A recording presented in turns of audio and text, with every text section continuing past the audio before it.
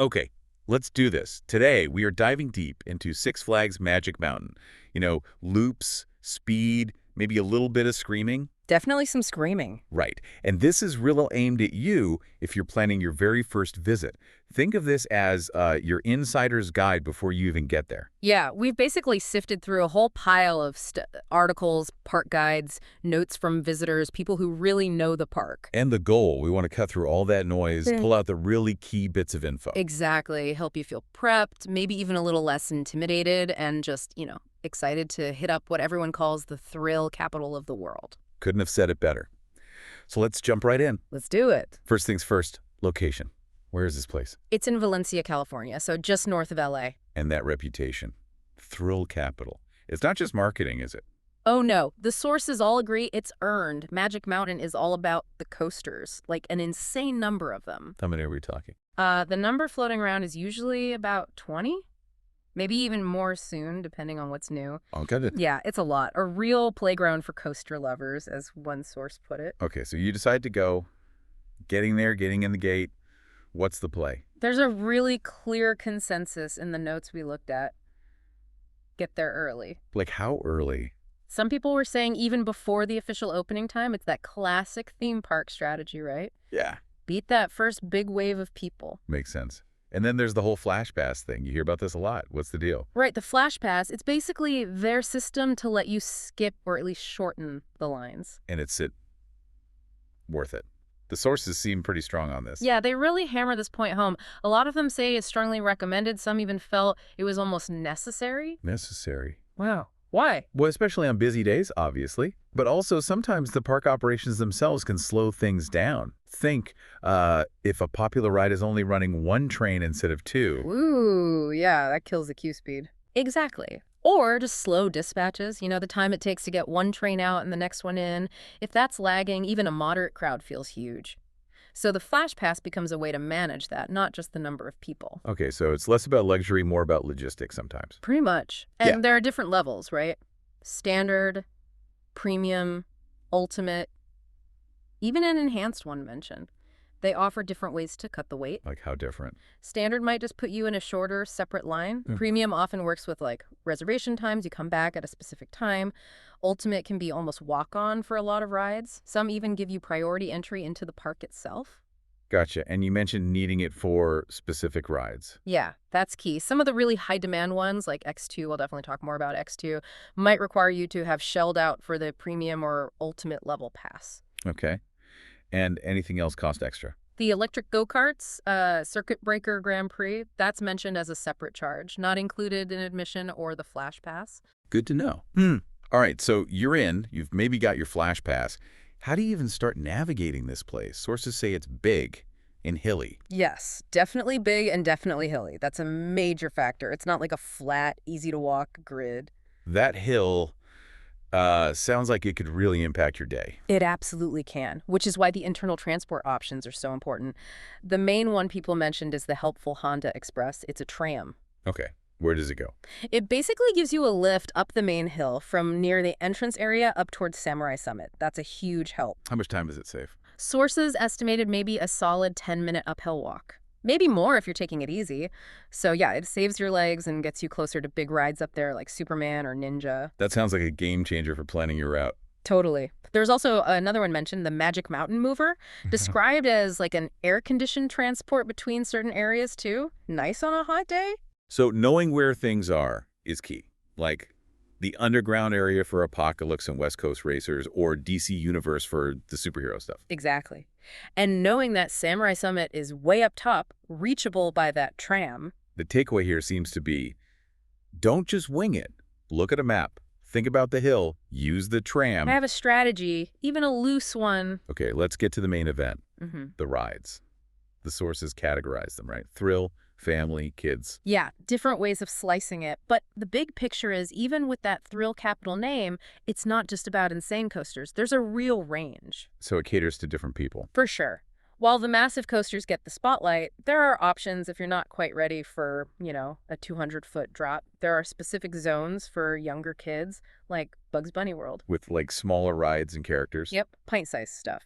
But Sure. for anyone planning their ride list, whether you're aiming for the biggest thrills or the mildest spins, What's the absolute #1 thing to check? Gotta be the height requirements. Bingo. Every single ride has one. And they're all over the place. Some are 33 inches, some need you to be 48, 54, even 60 inches for those go-karts if you want to drive. And sometimes a shorter kid can ride with an adult, but not always. Exactly. Some require you meet the height to ride alone, period. The sources really emphasize this. Check the sign at the entrance before you get in line. Seriously. Avoid that massive disappointment after waiting forever. You got it. Essential planning sounds basic, but crucial. Okay, basics covered. Let's dive into the big ones. The rides that define Magic Mountain. The sources had a lot to say here. Oh, yeah. Let's start with one that gets a ton of love. Twisted Colossus. The hybrid one, right? Wood and steel. That's the one. World's longest hybrid, apparently. People rave about it. Fantastic layout, super smooth for a coaster with a wooden structure, and it has that dueling feature where two trains can race side by side. It's often listed as a favorite. But not universally. I think I saw a note. Right. One source, while definitely saying it was good, was maybe a little less blown away compared to some other big hybrid coasters out there. So mostly raves, but a slightly different take, too. Interesting. Then there's X2. This one sounds kind of wild. Wild is an understatement. It's a 4D coaster. What that means is your seat isn't fixed. It flips and rotates forwards and backwards independently from the track itself while you're going through the layout. Whoa, okay, that sounds chaotic. Totally chaotic. Sources call it one of the most incredible, intense experiences, maybe the best coaster in California for pure adrenaline. They mention effects like fireballs. Fireballs, seriously. Right. Now, the flip side is some find it really rough, maybe a bit headbanging because of all the movement. So maybe not for everyone or not something you ride repeatedly. Perhaps. But it's consistently called a bucket list ride, something you just have to try once. Oh, and huge practical tip from the sources.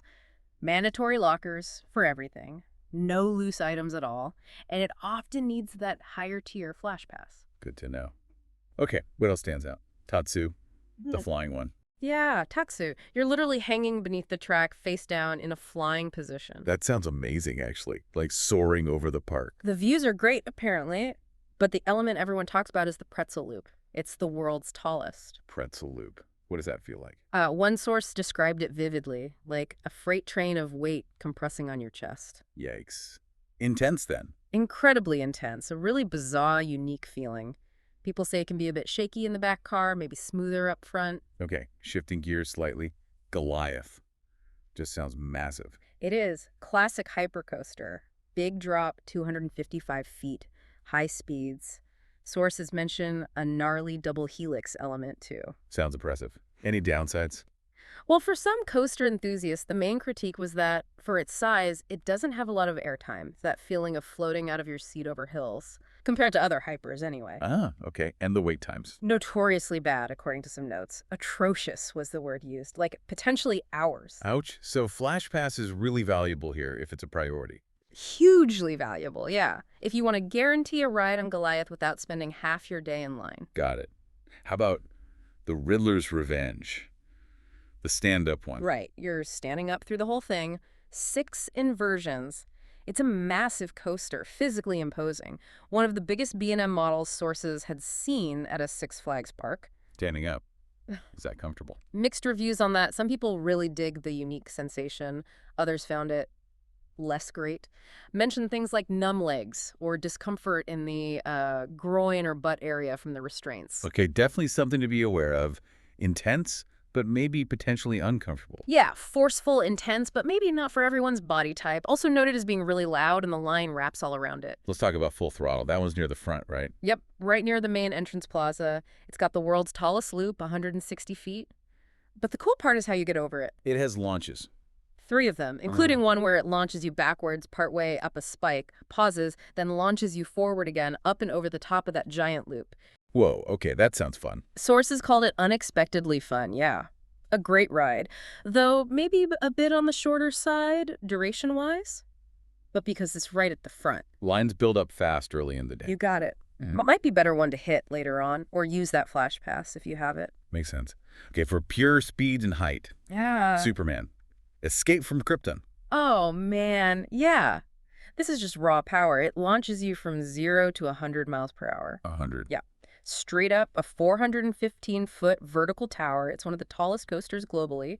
Then you just fall back down, backwards. That sounds absolutely terrifying and amazing. Insane, incredible, peak experience. Those are the words used. It's a pure adrenaline hit. Just know its entrance is a bit of a trek up on Samurai Summit. Near that tram stop we mentioned. Exactly. And like any super tall ride, it can sometimes be affected by wind or weather. Might close temporarily. Good point. And the newest big one, Wonder Woman. Wonder Woman, Flight of Courage. Yeah, this is their 20th coaster. It's a single rail coaster, those RMC Raptor tracks, and it's the tallest and longest of that type anywhere. As it ride. Really well regarded in the sources, described as just a great overall package. Snappy turns, quick operations, meaning the line moves well, and it even has a nice indoor queue. Generally ranked as one of the park's better, more modern coasters. Wow. So it's clear Magic Mountain isn't just about quantity of coasters, but the sheer variety of intense, unique experiences is just incredible. Absolutely. Different ways to launch you, different ways to sit or stand or fly. It really pushes the envelope. Okay, beyond those absolute A-listers, there were other thrill rides mentioned too, right? Maybe some hidden gems or ones with specific quirks. Definitely. Apocalypse got called out as underrated. It's a wooden coaster, a GCI model for the enthusiasts out there. Sauces mentioned newer theming and just called it kick-ass and fun. Like a good classic wooden coaster feel. Yeah, with just enough bite, as one note said, suggests it has some nice forces without being overly rough. How about Viper? That older looping coaster. Ah, Viper, an Aero Mega Looper, 7 inversions. It gets, let's say, strong reactions. Rough. Potentially, yeah. Described as fast, intense, aggressive. But some people absolutely love the crazy, sprawling layout and can look past the roughness. An upside. Because it's older, lines are often shorter. Interesting trade-off. And West Coast Racers. The racing launch coaster. Yeah, down in that underground-themed area. Yeah. World's first single-track quadruple launch racing coaster. That's a mouthful. Sounds complex. How does it ride? Fun forces, kind of whippy, according to sources. Yeah. But opinions were kind of split. Some felt it was surprisingly not that forceful, except for one specific part they called the Spaghetti Bowl. Others really liked it, ranked it high. So one you might just have to try for yourself. Seems like it. Yeah. Then there's Scream, the floorless one. Heat dangling, right? Exactly. Can be intense, but one source specifically mentioned feeling a rattle on it, compared to other similar coasters by the same manufacturer, B&M. That can affect the ride experience for some. Okay. And the New Revolution, the park's oldest. Yeah, the granddaddy. Famous for being the world's first modern coaster with a 360 vertical loop. Still worth riding. One source actually called it a hidden gem, said it was surprisingly smooth, maybe even better than similar, newer coasters elsewhere. Big caveat, though. Operations can be slow, often just one train running. Meaning long waits even for an old ride. Potentially, yeah. Something to keep in mind. Gotcha. What about the non-coaster thrills? Crisanity. That's the giant pendulum swing ride. Tallest on the West Coast, swings you super high, super fast. Sources said it feels horrifically high. Does it make you sick? Interestingly, the note suggested not necessarily. Despite the height and speed, maybe not as nauseating as you might think. Depends on the person, of course. And Lex Luthor. Drop of Doom. The Drop Tower. Attached right onto the side of the Superman Tower, 415 feet up. World's tallest drop tower. And is it? Oh, yeah. Unanimous agreement on that one. Genuinely scary. Sources said it's one of the few rides that still makes seasoned parkgoers nervous. Great views, forceful drop. And the lines are usually decent, which is nice. Okay, wow. So even the supporting cast of thrill rides is pretty intense and varied. Deep bench, for sure. Lots to explore beyond the absolute headliners. All right, let's take a breath. Enough G-forces for a minute. Magic Mountain isn't just trying to send you to the moon, right? There's stuff for families, for people who prefer milder rides. Absolutely. We touched on Bugs Bunny World earlier. That's the main hub for the little ones. Right, with the kid-sized drags. Exactly. Things of Canyon Blaster, Daffy's Adventure Tours, Elmer's Weather Balloons, a couple of carousels, teacups, mini drop tower. Lots of gentle options. Again, just gotta check those height minimums, though many let kids ride with an adult. And outside of that specific area, other family-friendly things. Yeah, scattered around. There are a couple of junior coasters mentioned Roadrunner Express and Speedy Gonzales Hot Rod Racers. Good step-up rides. What? Swashbuckler, described vaguely as fun starts when you leave the ground, so maybe a swing ride. Teen Titans Turbo Spin sounds like a spinning ride. And there's the Whistle Stop Train for a relaxing tour.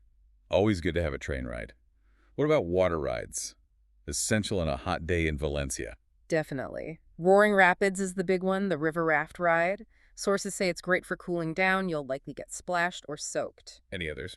Well, one source noted the log flume jet stream was closed during their visit. So, like we said, always good to check what's actually running on the day you're there. Right. And those go-karts, Circuit Breaker Grand Prix, they're listed under family rides too. Yeah, but remember, that's the one with the extra fee and different heights depending if you're driving or just riding as a passenger. Got it. And beyond rides entirely.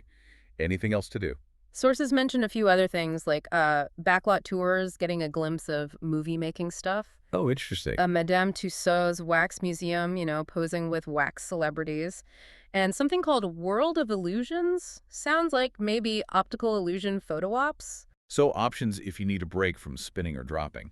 Exactly. And speaking of breaks, can't forget the basics. Food and water. Sources reminded us, especially on hot days, stay hydrated, grab snacks, plan those stops in. Absolutely critical. Okay, so let's try to wrap this up for someone heading there for the first time. What are the absolute must-remember tips from all these sources? Number 1, that early arrival. Seriously consider getting there before the gates even open. Number 2, think long and hard about the flash pass. Given everything we heard about potential slow operations, it sounds like it could really make or break your day if riding a lot is your goal.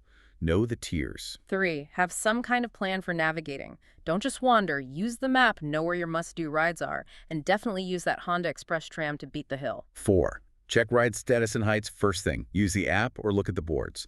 And check the sign at every single ride entrance before queuing. 5, be mentally ready for rides to go down temporarily. It happens. Have backup ideas. 6, hydrate, hydrate, hydrate. Cannot stress this enough. 7, remember those locker rules, especially for rides like X2? Plan for it so you're not scrambling at the last second. Phew. Okay, this deep dive really paints a picture of a park that's, well, intense in pretty much every way. It really does. The scale, the variety of thrills, even the operational things you need to think about. But knowing this stuff beforehand gives you such a massive head start. For sure. It helps you go in with realistic expectations and a strategy. Exactly. These sources offer that crucial intel.